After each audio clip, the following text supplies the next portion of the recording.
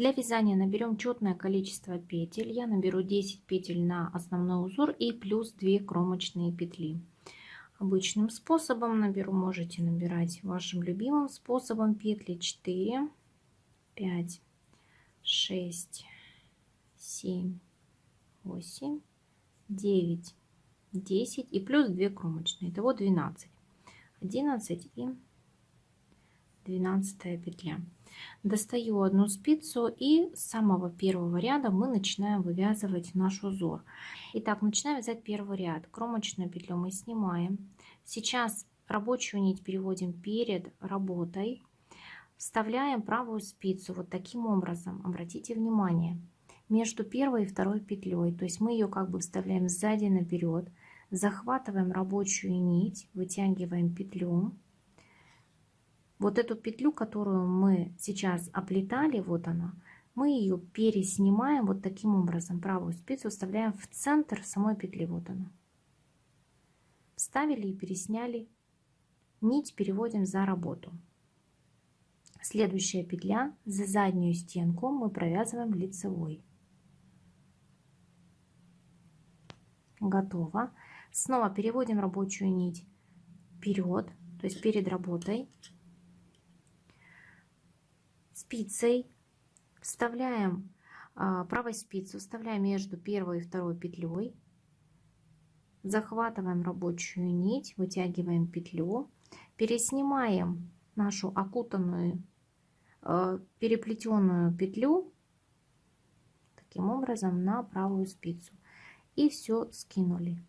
Нить у нас переводится назад за работой и вяжем следующую петлю лицевой. И так до конца ряда. Поближе покажу. Итак, рабочая нить перед работой. Вставляем правую спицу между первой и второй петлей. Делается это очень быстро и очень легко. Захватываем рабочую нить. Снимаем окутанную петлю на правую спицу. Так вот у нас получается. Следующая петля за заднюю стенку.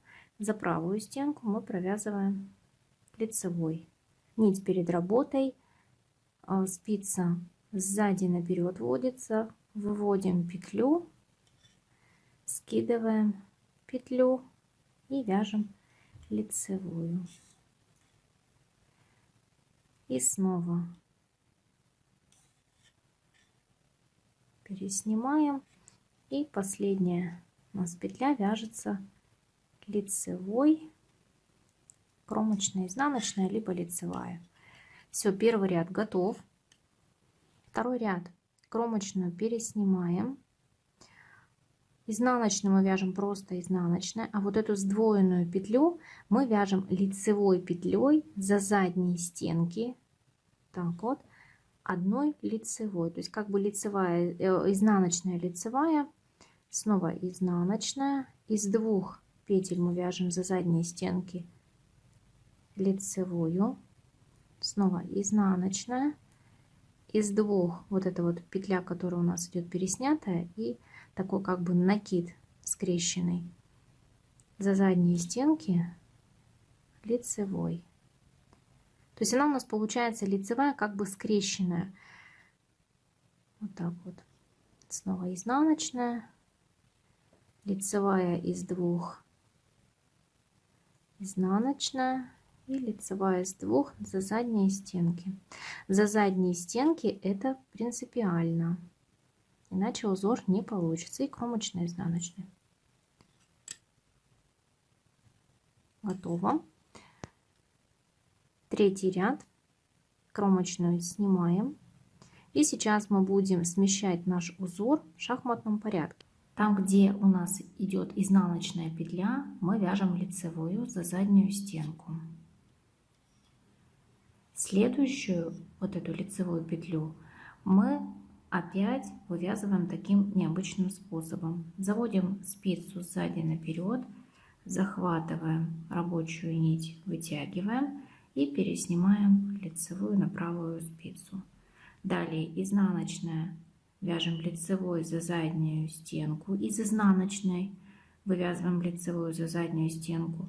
Следующую петлю мы оплетаем нашей нитью, вытягиваем петлю и переснимаем эту лицевую на правую стенку. Лицевая за заднюю стенку. Снова переносим рабочую нить вперед, лицевая, пересняли, лицевая за заднюю стенку. Узор на самом деле очень простой. И лицевая за заднюю стенку. То есть изнаночную петлю мы вяжем за заднюю стенку. И последнюю петлю мы оплетаем, переснимаем. И кромочная, изнаночной. Третий ряд готов. То есть вот у нас узор вывязывается на изнаночной стороне.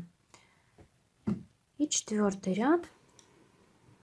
Из сдвоенной петли мы вяжем одну лицевую за задние стенки, обязательно за задние стенки, иначе узор не получится. Изнаночную вяжем изнаночной. Из двух одна лицевая за задние стенки, изнаночная, изнаночной и до конца ряда. Лицевая, изнаночная, лицевая, изнаночная. Так, лицевая и изнаночная. И кромочная тоже изнаночная. Вот такой малюсенький образец получился. То есть вот из более тоненьких нитей узор выглядит тоже очень интересно. Видите, под разным углом узор выглядит по-своему интересный и достаточно с разного ракурса этот узор смотрится по-разному. Вот так просто, если смотреть на него, и вот так с боков.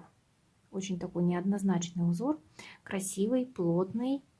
Он не слишком хорошо тянется. Идеальный узор для вязания каких-то базовых джемперов, свитеров.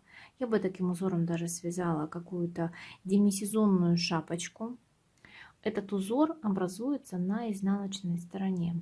Не забывайте подписаться на мой канал, поставить лайк этому видео. И до встречи в новых роликах. Пока!